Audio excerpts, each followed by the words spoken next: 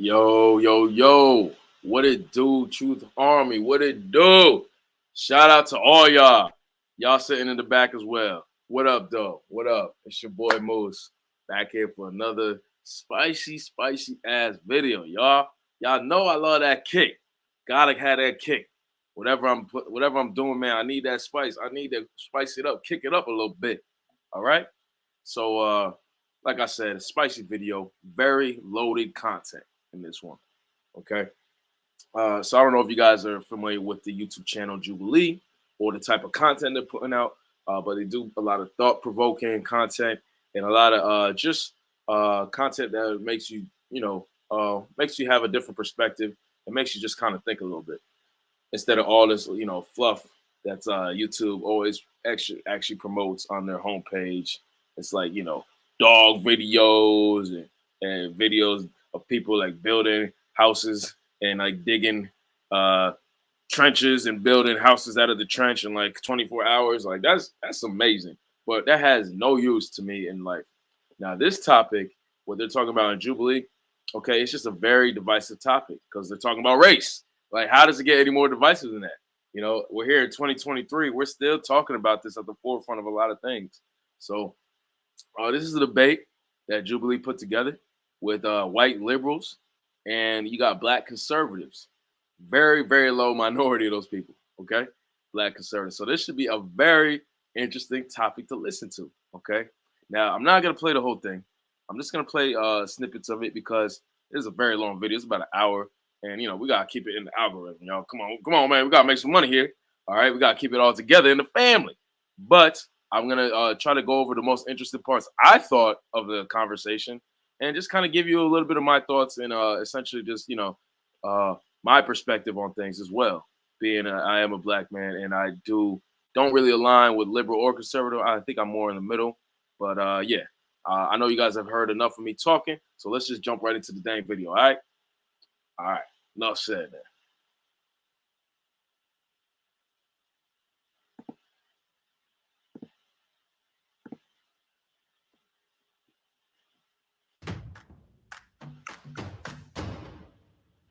I was chosen to read the following prompt. White Americans have way more advantages than Black Americans. Let me pause that real quick because I want to give my thoughts on this question real quick, very quick, briefly. Well, it starts, it's a trickling effect. Think about it. How long have white people been able to be established in this country and have a foothold to be in the position that they were? Centuries, decades long, you know? So it's been a long time before black people were finally able to build up the Black Wall Street in Tulsa. Okay, it took so long for black people to get something like that, just because we've been so maligned for the last 300 years. Okay, that's really the God's honest truth. But let's just see what they have to say. I think I'm a rarity here. It would seem so. Do white Americans have more advantages because they're white, or do just white Americans have advantages because of historic factors? I think that people want to argue at the end of the day over whether it's because you're white or not. I think that the answer is because you're white in the past, and that's how it kind of carries over to today. Even in times of the United States history where black people tried to build wealth, with the Tulsa riots and everything, yes, where that this wealth has been destroyed. And something that's upsetting to me is when conservatives talk about how we can't blame the past for what's happening in the present. That is true to some extent, but then the next breath they'll talk about how important it is to have dual parent households, how important it is to have a strong family, to have responsibility passed on from parent to child. And we've seen in the past that because of racial issues, that process has been severely disrupted. The funny thing is that agreeing with all these things is when I did my research when I was younger, which arrived me to my standpoint of being a conservative, because I believed it was racist, Democrat, liberal ideologies and policies dating all the way back to the 1800s, all the way up to the 1960s, and then the purported big switch. But I think it was more so when Democrats decided to be a bit more cloak and dagger about their true opinions of black people and be more secretive and more, we want to help you by doing these things and seeing them as doing inferior. What things? Affirmative action, welfare, all sorts of things that eventually ruin our culture and places where we are now. So but I want to get back to the history of it, because we're talking about. Well, I just want to make sure we're clear. Giving them money hurt them, right? Is that what you're saying? Well, yes, giving them, because if your father's out of the home, that's when we give you the money. If you're living in Yeah, this so housing, then give if them the you're money living while in the this dad's housing rent free, well, then that's give how them you the get money more of while the the money. dad's in the If, home. you, then. if you're working So this give amount of them the- hours and getting less than this amount of You're dollars, throwing you're getting money you're from the throwing the government. baby. Yes, it is You're throwing the incentivizing. baby out with the It is, bathwater. I don't even know what that means in this scenario because yes, You're okay, you throwing want to talk out- about throwing babies out Okay, with let the me break this bathwater? down for Margaret you. Sanger wanted to exterminate the black race because she thought they were weeds. So yeah, we can literally talk about throwing the baby out with the bathwater. That's what Okay. Margaret Sanger, that's what Democrat policies wanted to do to my people. So that's Let's- why I feel so strongly about it, because it is these policies that date back centuries that were built off of the death and poverty of my people. Let's take a breath. Sure, I'm breathing. Okay. So a lot of babies aren't, but All I right. am, Okay. sadly. I don't know what that means. When I say throw the baby out with the bath, Okay, let's just pause it there for a minute. Let's just pause, put the brakes on that for 1 second, because things got intense like 30 seconds into the conversation. Okay, all right, that's where we at. That's where the race conversations, the real race debates are in today in this country. It's always gonna be divisive, man. It's always gonna be explosive, baby. Okay, this is always gonna piss somebody off. But my man was definitely incensed right there. Jesus. He started taking out all the facts, bringing out all the facts. It's like, yo, we 20 seconds in. Say something to your chest, bro.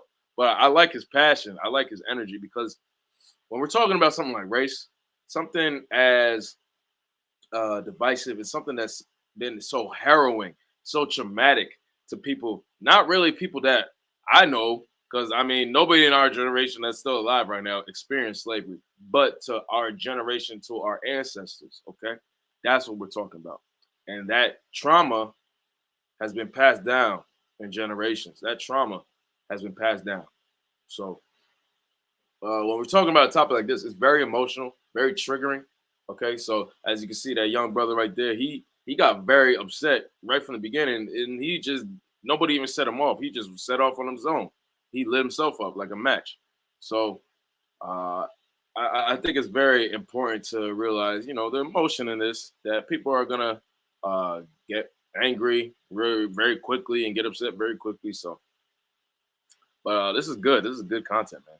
This is pretty good. And you know, I do have to agree with Chandler over there as well, that, you know, a lot of government programs incentivize for women to be on welfare, but not to have two co-parenting in the house. There's not as many programs, even if there are, and many at all, for you know, to get some kind of government assistance. So he's definitely kind of right on the money with that. bathwater. You want to completely get rid of welfare, okay? Or at least the I don't want to put that on you. You haven't said that, but the conservative apparatus does, clearly. So giving money to a group of people does not hurt them. I mean, It sure, if can't. you're talking about a lottery, It you just, hey, literally take can't. money. But Yes. there are strings Take money. attached to that money. Take all the there money. are strings attached Give to them that millions. Make them all millionaires. I don't care.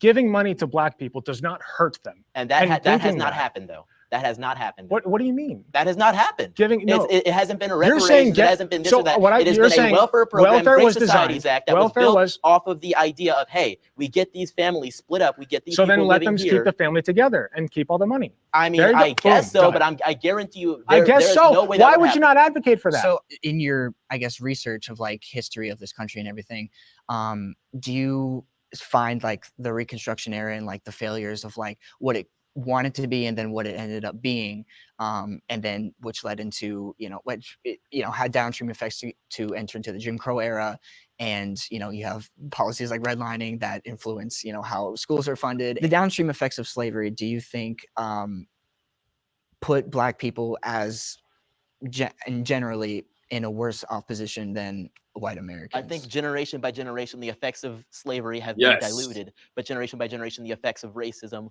welfare-based policies, and things of that nature became even more great. So in the 1880s or so, when we had our first black members of Congress, which were indeed Republicans, I think that was a great start for things. But obviously, we had terrible things that happened, like the Tulsa massacre, among, you know, black people being chased out of their homes by the KKK. Sure. All funded by the Democrat Party, all supported by the Democrat Okay, Party. well, I mean, I need to stop you there.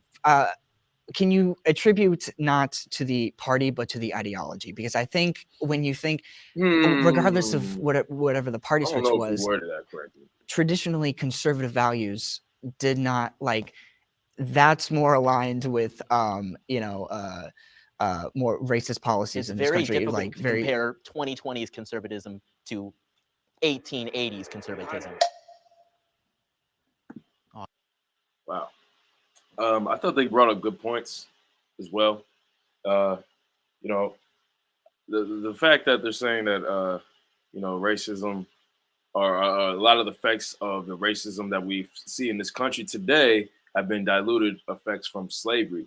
And I say yes and no, because slavery, you know, there are so many things that are implemented during that time that just have been completely abolished today. But the mindset and the traumatic experience of slavery and um, just the lifestyle of what those people were doing, of how they had to live, that has certainly matriculated down until 2023. Absolutely, absolutely has. I was loving the 1v4. So personally, I feel like there's really only one thing that white people have a true advantage over black people with, and it's that white people are less likely to be forced into a box. It happens with black people onto other black people, but it especially happens with white liberals onto black conservatives, where we are told that we are supposed to think a certain way, be a certain way, and if we're not, then we're called all these names like etc. And the worst of all is bootlicker, because I hate when a white liberal tells me as a black man that I'm a bootlicker, because then I ask, whose boot am I licking? Because you're telling me as a white person that me as a black person that I'm licking your boot because I don't think in this box that you want me to frame my mentality in. That to me is real racism. And that's what we need to stop allowing to happen to us, because black people are so quick now to not branch out and to have new ways of thinking, or to go into careers like agriculture and these other career paths that black people don't typically get into. It's not because of racism stopping them from getting in there. It's because we're told for so long that you have to follow this path and you have to think a certain way. I think America is a great place for a Black person. I think I'm an American. Anything that's available to you is available to me and mine. I've personally never experienced white people having way more privileges than me. Like, I'm sure you could find certain institutions where Black people are treated differently, but in general, I don't think that I've missed out on anything because of being Black. And if anything, it's given me more of a voice because people will want to hear what I say now because I'm Black. So if anything, I have more of a platform now just on the basis of being a Black conservative and saying what's not popular than I would if I was just a white person who was also conservative. I agree with the Supreme Court's decision to end a Very interesting. The comment about the bootlicker comment, I think that's very true, because when we get pigeonholed into thoughts and ideas and ways to think, then that's easy for people to control you. Okay, it's easy for people to predict what you will do or how you're going to act and think. And again, it's easy to be controlled, easy to be influenced. So I think that's a very astute point by my other brother right there. affirmative action. I think Spicy. I'm not going to start. Someone else can start. Sorry. I think affirmative action has served its purpose. I think that it was necessary for a particular time. And I think that every Black person knows how to get into college. I mean, you can pull out the names, the Oprah, President Obama. You can pull out the head of Time Warner was Black man, the Forbes was Black man. We know what to do now. We don't need affirmative action anymore. And to me, affirmative action is offensive sometimes, especially nowadays, because I have 6 children and 2 boys, 4 girls. And all of them went to Harvard and Columbia and this one and that one. And it breaks my heart to think that they accomplished that goal of getting into these institutions just because of the color of their skin. I can definitely say that it creates a lot of tension when you have affirmative action. I remember my first week at the University of Illinois, I was sitting with some classmates and a white student turned to me and jokingly like, "Hey, Xavier, like, did you just attach a smiley face when you applied for this college?" And I started asking what he meant. And he said to me that he was like, "You're Black. I'm assuming you had decent grades. You could have just attached a smiley face and you would have gotten into the university." So I was livid by that. And I went off. I started naming all of my accomplishments and I felt so confident only for about an hour. Because then an hour later, I started saying to myself, like, wow, like, did I actually earn my way in here? I started to have this insecurity. And I started wondering to myself, did I earn this position myself or did my ancestors suffering earn this for me? And two, I've seen it in the sense of like affirmative action taking away from other people who are minorities. Like I had a friend who was Asian and he in high school and he really wanted to go to MIT. That was his dream school. He interned there. He was super like prepared to go there and he didn't get in. And you can only assume that it was because of affirmative action because they have such a large Asian population that they want to admit other people. Yeah, I was going to actually argue that it's more racist nowadays because it excludes so many Asian Americans from getting into universities who do deserve a spot and they can't get in because of affirmative action, which again, like you were saying, was necessary at the time. Yeah. But now it's like anybody, if you have the skills to do it and you're in America, you can get in. I don't think affirmative action is the worst thing, considering all the different types or aspects of a background you might take into account when somebody's getting into college, whether they were in certain clubs, you know, Boy Scouts, got what a type good of point with classes that. they took that might not be available to everybody. I don't think that It's factoring in not the a affirmative action blanket is necessarily a that bad fits thing, one but I person. feel like because of everything you guys have said, the optics behind it are so horrible today that even if it is slightly beneficial in the long run for certain people, I think we can probably refocus most of that into figuring out like the class that people come from, the neighborhoods, the backgrounds or whatever, without it having to necessarily target race. The only thing that I kind of wonder now that it's gone is instead of a black person being in school thinking like, man, am I here because I'm an affirmative action pick? Is it going to be a kid that is poor or a kid that's from a different zip code? I think we who's gonna should do think, away with all of it. It's just like submit an application, no demographics. Why do they ask your sexuality? Like, why do they ask all that stuff? Okay. Well, I'm going to pause it there because I think it's a good place to stop.